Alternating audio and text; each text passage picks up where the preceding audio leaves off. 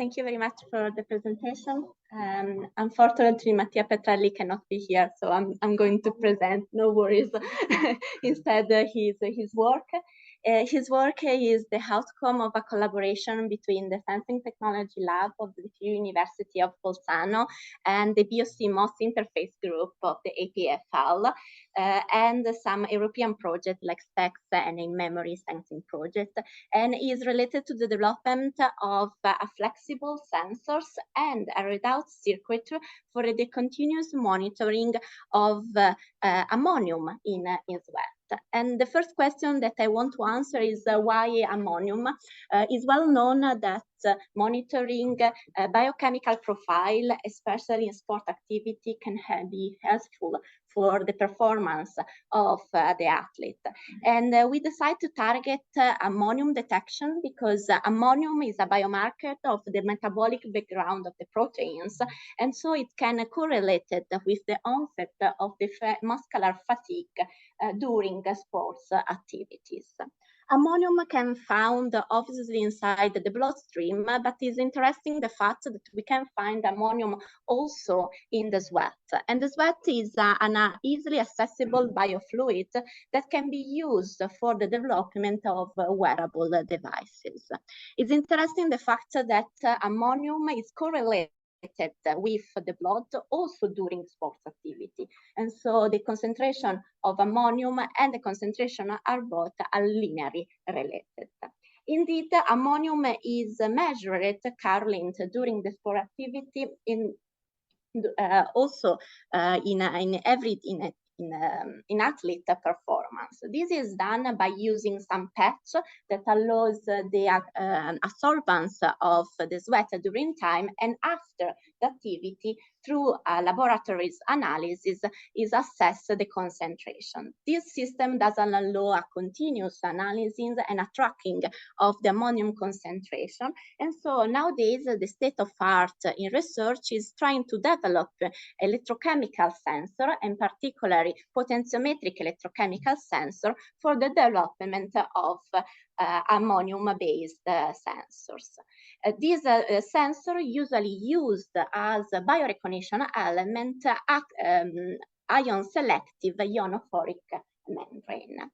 The main idea of our work was to develop a wearable and flexible sensor, but using a different kind of transducer mechanism, and particularly an electrolyte-gated carbon nanotube field effect transistor.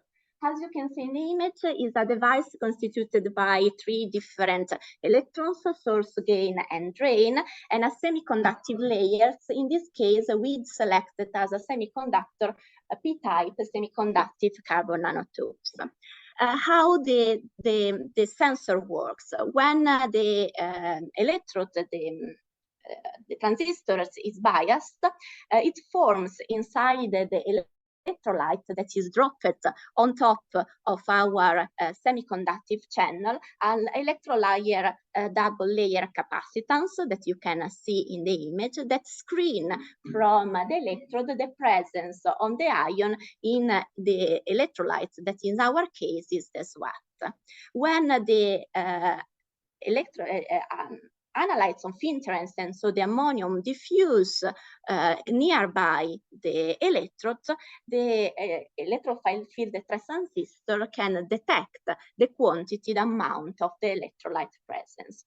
In order to enhance the selectivity and the sensitivity of the sensor, we used a ionophoretic non-acting membrane selective to ammonium that allows to the diffusion of only the analyte of interest.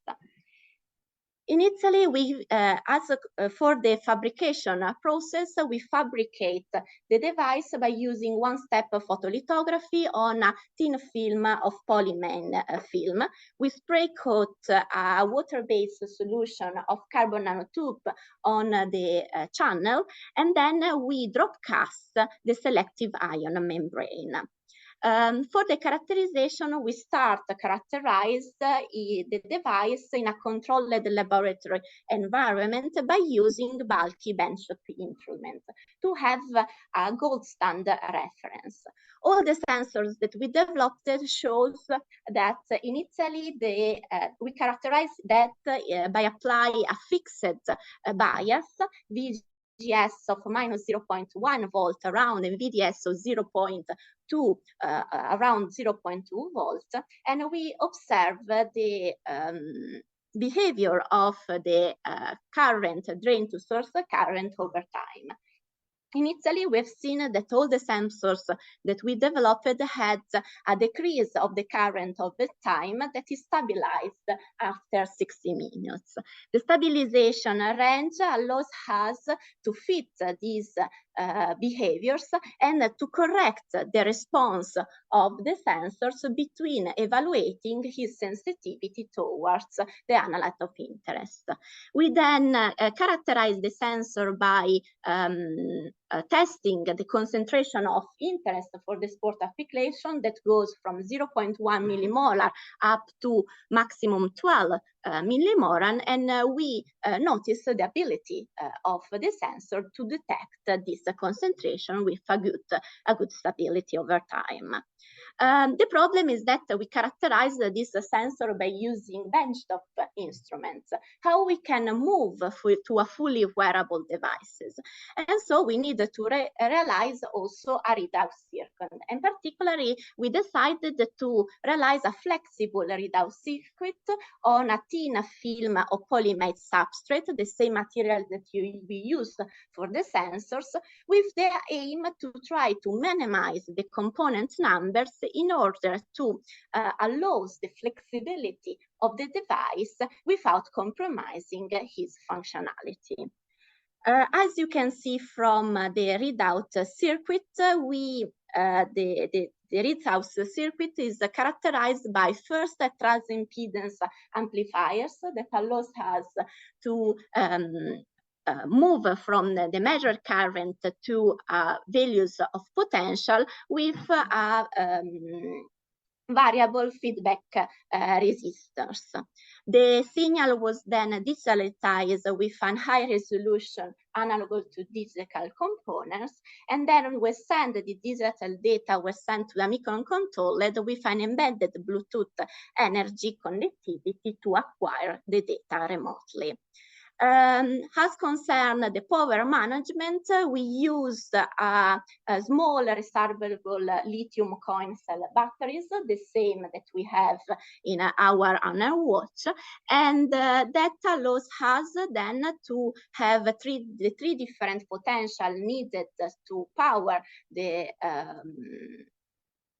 transistors, so the tension of the source and the gate, and the tension of the drain was derived by the tension of the source by using a voltage dividers.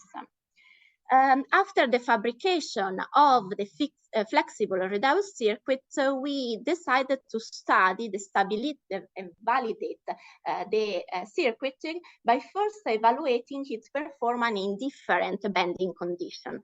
We decided to perform static bending tests by bending the circuit at a different radius, and as you can see from the plot, the values of the voltage acquired by the voltage provided to the source, the drain, and the gate is stable at the different bending radius that we selected and is overlap with the flat condition.